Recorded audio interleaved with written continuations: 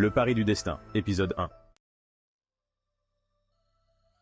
Scène. Cours d'un lycée en Afrique de l'Ouest, début de l'année scolaire. Où les futurs bacheliers? Ulrich répond avec un sourire. Benzo, mon frère. Oui, Ulrich. Dolby. Une nouvelle année qui commence, et c'est un plaisir de se retrouver tous ensemble. Ensemble. Dis plutôt à nouveau ensemble. Depuis la 6e qu'on est là, à marcher côte à côte. Ça me fait réfléchir. Un jour, est-ce qu'on sera vraiment séparés? Bien sûr que ça arrivera. On ne va pas bosser ensemble toute notre vie ici. Bah pourquoi pas? Imaginez, on monte notre propre entreprise. C'est vrai, c'est possible. Mais, en réalité, tôt ou tard, on finira bien par prendre des chemins différents. Clair. Mais pour l'instant, on doit rester concentré sur cette dernière année. On a toujours été concentré. Quelle année a passé sans qu'on bosse? La preuve, nous voilà ensemble en terminale. Depuis la 6e, hein, faut le préciser. Ces gars-là, c'est ma famille. Mes amis d'enfance, ceux avec qui j'ai traversé presque toutes les étapes de ma vie. Depuis la classe de 6e jusqu'à aujourd'hui, en terminale, l'excellence scolaire a toujours été notre priorité. Cette année-là, notre dernière au lycée, c'était spécial, mais aussi différente. Certains parmi nous, Sakai, Benzo, Dolby et moi, Ulrich, avaient des parents avec des plans pour eux, des projets même hors du pays. Ces parents voulaient le meilleur avenir pour leurs enfants, loin d'ici si nécessaire. Mais pour l'instant, on devait encore se battre ensemble, comme toujours. Moi, par exemple, je passais mes week-ends à aider ma mère dans son petit café et mes semaines à l'école. J'avais peu d'argent, une pièce de 100 francs pour la journée, que je devais justifier. Mais je trouvais toujours le temps pour mes amis. La nouvelle année scolaire avait commencé et bien sûr les profs connaissaient déjà les anciens élèves comme nous. Les nouveaux, eux, devaient se présenter. On s'était installés tout au fond de la classe, aux 2 derniers bancs.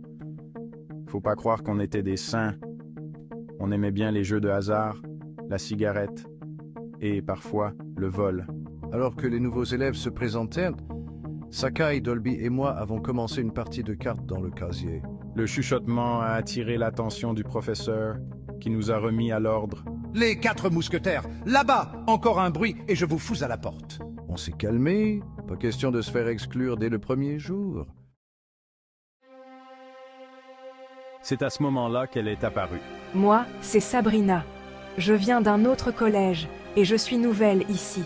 Sa voix m'a frappé, douce, sensuelle. J'ai levé les yeux et j'ai remarqué que tous les gars la regardaient. Grande, environ 1,80 m, brune, avec de longs cheveux soyeux qui lui arrivaient jusqu'au dos. J'étais bouche bée. Oh là là, Ulrich, tu rêves. Ferme la bouche, regarde même le prof comment il la fixe. T'as entendu le nom de son ancien collège? C'est pas n'importe qui va là-bas, hein? Vous êtes tous impressionnés. L'homme, c'est la volonté. Un débat s'est lancé en classe sur le sujet. Mais parmi tous ceux qui la regardaient, plusieurs n'allaient pas se contenter de la simple admiration. Chaque jour, un nouveau gars allait lui parler, tenter de la charmer. Et chaque fois, sa réponse était la même. Non. Le surnom Madame Nunn a commencé à circuler. Quand on en parlait après les cours, en fumant ou en jouant, c'était un sujet incontournable.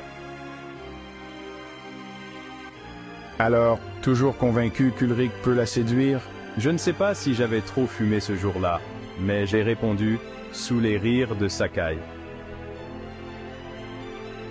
Ulrich, ce n'est pas la carte qu'on joue ici, qui est du hasard. Parions que je sors avec cette fille si je veux. Ils ont éclaté de rire, mais j'ai répété ma phrase. Ulrich, le problème c'est que t'as même pas d'argent. Ulrich, j'ai encore les 100 francs de ma pension. Mets-les si tu as le courage. Attends, t'es prêt à perdre 100 francs? Ulrich, bah, si tu es sûr de gagner, allez, mettons 100 francs. Dolby, encouragé par les autres, a sorti son billet et c'est ainsi que le pari a été lancé. J'espère que tu ne m'en voudras pas si tu rates ton examen en te concentrant sur elle. Ulrich, ha ha ha. Tu me sous-estimes beaucoup. Crois-moi, je vais te prouver le contraire. À suivre.